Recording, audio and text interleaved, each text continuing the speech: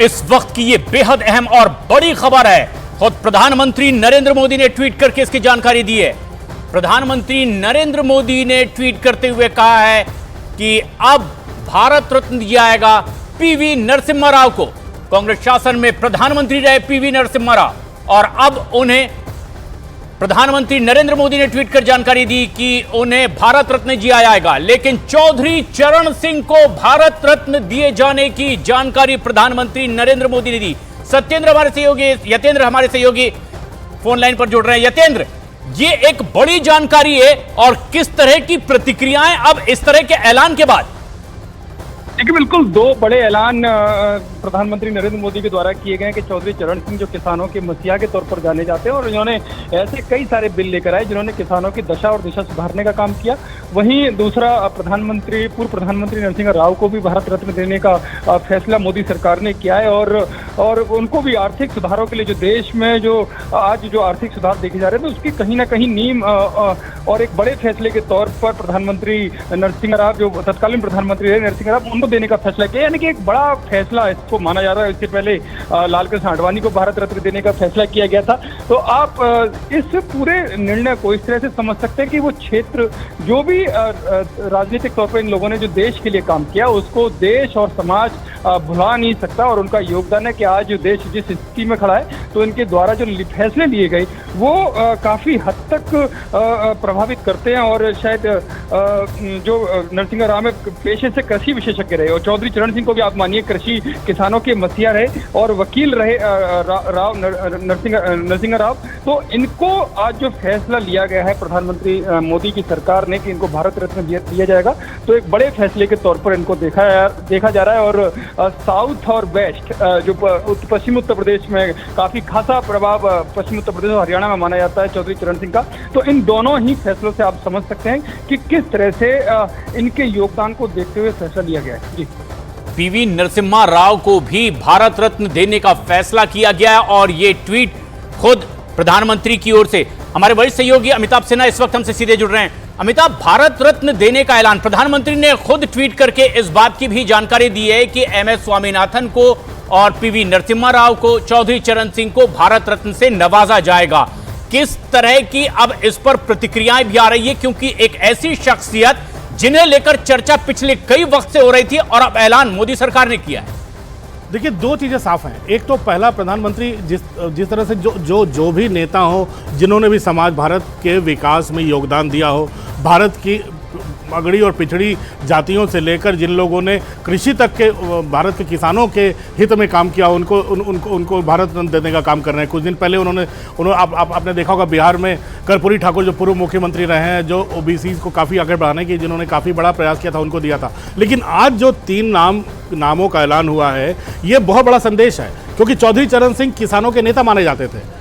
अगर उन्हें देखा जाए तो देश के उप प्रधानमंत्री रहे, देश के उप प्रधानमंत्री भी रहे और देश के किसानों के सबसे बड़े शुभचिंतक माने जाते थे। उनके नाम पर उनके बेटे अजीत सिंह भी केंद्र सरकार में मंत्री रहे और वो भी बीजेपी के साथ रहे। उनके पोते जयंत चौधरी कर रहे हैं राजनीति। तो इसमें 2 चीज़ें साफ है, एक तो प्रधानमंत्री और दूसरे एमएस स्वामीनाथन, जिनका कृषि क्रांति में बहुत बड़ा, हरित क्रांति में बहुत बड़ा योगदान रहा है। तो ये जो 3 नाम आज अनाउंस हुए हैं, उसमें 2 नाम जो हैं कृषि से जुड़े हुए हैं और ये दोनों नाम ऐसे हैं जिन्होंने कृषि के क्रांति में किसानों के हित में जो काम किया है उसको पूरा देश याद रखता है और साथ ही साथ इसका असर जो है पूरे के पूरे पश्चिमी उत्तर प्रदेश और पूरी की पूरी जाट बेल्ट पर पड़ने वाला है। और तीसरा जो सबसे बड़ा नाम है वो पीवी नरसिम्हा राव का है, जिनको कांग्रेस ने भी उतनी ज़्यादा तवज्जो नहीं दी। कांग्रेस ने उनको उतना ज़्यादा उनका नाम नहीं बढ़ाया, लेकिन ये प्रधानमंत्री मोदी की स्टेट्समैनशिप है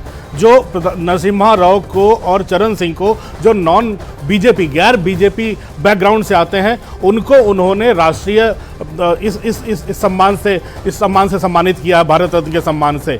ये पार्टी लाइन से परे है। प्रधानमंत्री ने इसको एक स्टेट्समैनशिप कहते हैं कि नरसिम्हा राव, जिन्होंने देश में, जो प्रधानमंत्री मनमोहन सिंह के मेंटर रहे, जिन्होंने वित्त मंत्री बनाया, जो ग्लोबलाइजेशन और लिबरलाइजेशन की प्रक्रिया 1991 में नरसिम्हा राव ने शुरू की थी और आज शायद देश जिस विकास की राह पे बढ़ता चला जा रहा है, उसके बीज नरसिम्हा राव ने रखे थे।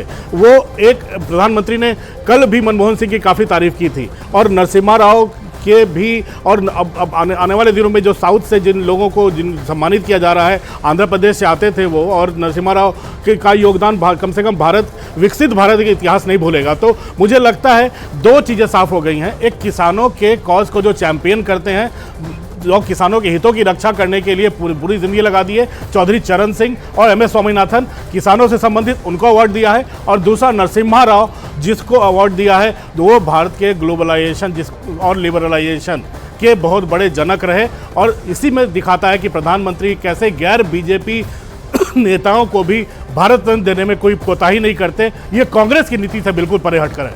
और ये एक बड़ा ऐलान प्रधानमंत्री नरेंद्र मोदी ने खुद सोशल मीडिया प्लेटफॉर्म एक्स के जरिए इसकी जानकारी दी है। लेकिन सबसे खास बात यह कि तमिलनाडु में जन्मे MS स्वामीनाथन हरित क्रांति के जो जनक माने जाते हैं, और कृषि सुधारों की ओर कई ऐसी अहम बातें जो लगातार आगे आने वाले कई सालों तक चर्चा का विषय बनेगी, उन्हें भारत रत्न देने का ऐलान किया गया। चौधरी चरण सिंह, किसानों के एक निर्विवाद नेता चौधरी चरण सिंह, जिन्हें भारत रत्न देने का ऐलान किया गया।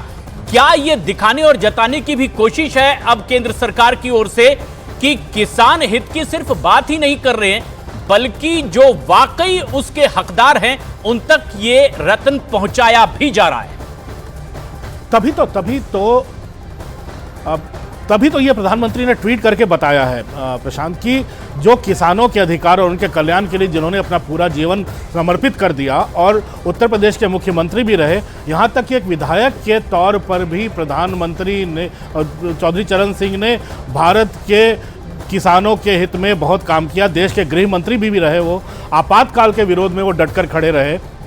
और किसान भाइयों, प्रधानमंत्री ने लिखा है कि किसान भाइयों के लिए उनका जो समर्थन का भाव है वो इमरजेंसी के दौरान लोकतंत्र के प्रति उनकी प्रतिबद्धता रही है, उसको पूरा देश याद रखेगा। यानी कांग्रेस के खिलाफ इमरजेंसी में लड़ना, किसानों का हित, ये दोनों का ध्यान रखते हुए प्रधानमंत्री ने उनके नाम को आगे बढ़ाया। और दूसरी जो सबसे बड़ी बात जो मैं बार बार कह रहा हूं कि गैर बीजेपी नेताओं को भारत रत्न देना, यह भी बहुत बड़ी स्टेट्समैनशिप है प्रधानमंत्री मोदी की।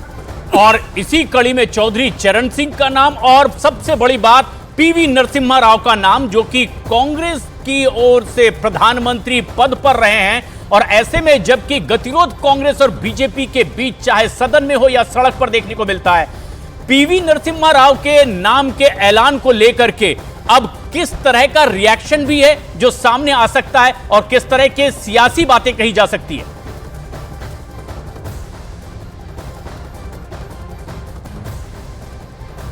और ये एक सबसे खास बात, अमिताभ, जिस तरह से PV नरसिम्हा राव के नाम का ऐलान किया गया है कि उन्हें भारत रत्न दिया जाएगा, वो कांग्रेस जो लगातार आरोप लगाती है मोदी पर, मोदी सरकार पर, कि कांग्रेस की लगातार सिर्फ बुराई करते हैं। अगर PV नरसिम्हा राव को भारत रत्न दिए जाने का ऐलान किया जाता है, किस तरह की प्रतिक्रिया और इसके क्या मायने निकाले भी जाएंगे, चाहे सत्ता पक्ष हो या फिर विपक्ष?